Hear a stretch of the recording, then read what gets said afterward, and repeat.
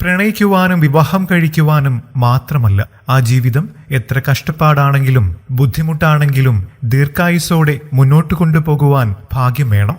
എന്നാൽ ശ്രീലേഷിനും ആതിരയ്ക്കും ആ ഭാഗ്യമുണ്ടായില്ല. കാത്തിരുന്നു ജനിച്ച അവരുടെ കൺമണിക്ക് അച്ഛന്റെ നെഞ്ചിലെ ചൂടേറ്റു വളരുവാനും യോഗമുണ്ടായില്ല.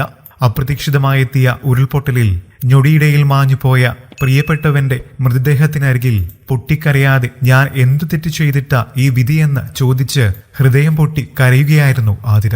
10 വർഷത്തെ പ്രണയത്തിനൊടുവിലാണ് ചൂരൽമലയിലെ ശ്രീലേഷും ആതിരയും വിവാഹിതരായത്. പഠിക്കുമ്പോൾ തുടങ്ങിയ പ്രണയമായിരുന്നു. ഇരു വീട്ടുകാരുടെയും സമ്മതത്തോടെ 1 വർഷം മുൻപായിരുന്നു വിവാഹം. ട്രാവൽസിൽ ജോലി ചെയ്തിരുന്ന ശ്രീലേഷ് ആതിരയ്ക്ക് പഠിക്കുവാനുള്ള എല്ലാ സൗകര്യങ്ങളും ഒരുക്കി നൽകിയിരുന്നു.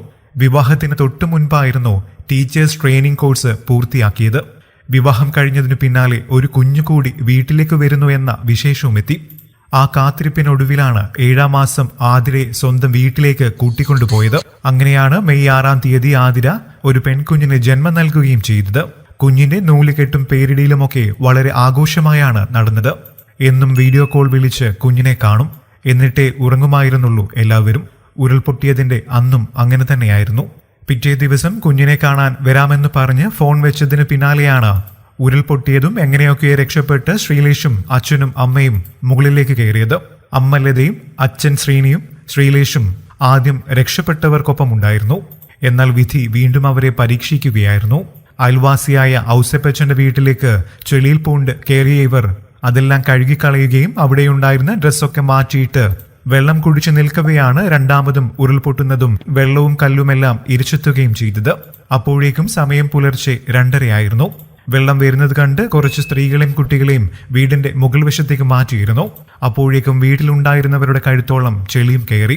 വാതിലും ഫാനിലുമെല്ലാം തൂങ്ങിപ്പിടിച്ചായിരുന്നു ആളുകൾ നിന്നിരുന്നത്. ആ കൂട്ടത്തിൽ ശ്രീലേഷിന്റെ അമ്മ ലതയും ഉണ്ടായിരുന്നു. അച്ഛനൊപ്പം പുറത്തായിരുന്നു ആ സമയം ശ്രീലേഷ്. വീടിനകത്തേക്ക് എത്തിയ ചെളി വീടിന്റെ ചുമര് പൊട്ടിച്ചാണ് പുറത്തേക്ക് പോയത്. ആ ചെളിയിലാണ് ശ്രീലേഷും അച്ഛനും ഒഴുകിപ്പോയത്. അടുത്തുണ്ടായിരുന്നവർക്ക് പിടികിട്ടും മുന്നേ ആയിരുന്നു അവർ അതിവേഗം ഒഴുകിപ്പോയത്. പിന്നീട് രക്ഷാപ്രവർത്തകർ എത്തിയതിനു ശേഷമാണ് ലതയും മറ്റുള്ളവരെയും രക്ഷിക്കാനായത്. അപ്പോഴും ശ്രീനിയും മകൻ ശ്രീലേഷും എവിടെയാണെന്ന് കണ്ടെത്താനായിരുന്നില്ല. പിന്നീട് നടന്ന തിരച്ചിലിലാണ് ശ്രീലേഷിന്റെ മൃതദേഹം കണ്ടെത്തുന്നത്.